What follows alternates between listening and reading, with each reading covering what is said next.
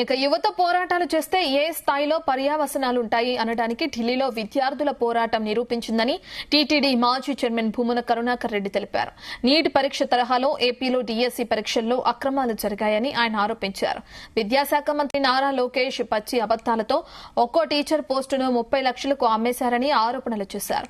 ఇక వైసీపీ విద్యార్థి విభాగం డీఎస్సీలో నిరుద్యోగులకు జరిగిన అన్యాయంపై అన్ని జిల్లాలు కలెక్టరేట్ ఎదుట పెద్ద ఎత్తున ఆందోళన చేయబోతున్నామని తెలిపారు. విద్యా వ్యవస్థను భ్రష్టు పట్టించిన మంత్రి నారా లోకేష్ రాజీనామా చేయాలని భూమన కరుణాకర్ రెడ్డి డిమాండ్ చేశారు. ఆశయాలను భంగం చేస్తే, వాళ్లు తిరగబడితే, వాళ్ల ఆందోళనలు చేస్తే, పోరాటాలు చేస్తే ఏ రకమైనటువంటి స్థాయికి ఆ ఉద్యమం సాగుతుంది అని చెప్పడానికి భారతదేశంలో జరిగినటువంటి నీట్ పరీక్షల్లో జరిగిన లోపాలకు వ్యతిరేకంగా యువత చేసినటువంటి ఆందోళన, దాని ఫలితం ఈ రోజున అందరికీ కూడా తెలిసింది.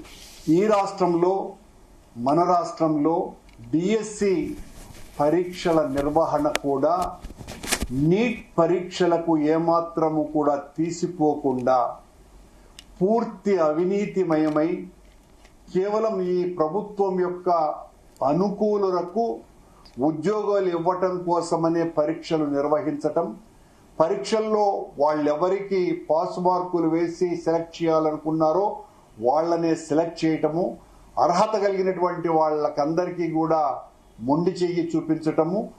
దీని మీద వైఎస్ఆర్ కాంగ్రెస్ పార్టీ గారు పెద్ద ఎత్తున తన నిరసనను వ్యక్తం చేయటము, రాష్ట్ర వ్యాప్తంగా వైఎస్ఆర్ కాంగ్రెస్ పార్టీ తన గొంతును వినిపించినా ఏ మాత్రము కూడా ఖాతరు చేయకుండా ఇక్కడ విద్యామంత్రిగా ఉన్నటువంటి లోకేష్ గారు తను చేసిందంతా కూడా న్యాయమని, పూర్తి పారదర్శకతతో చేశామని పచ్చి అబద్దాలు చెబుతూ ఒక్కొక్క ఉద్యోగాన్ని దాదాపు 30-40 లక్షల రూపాయలకు అమ్మేసి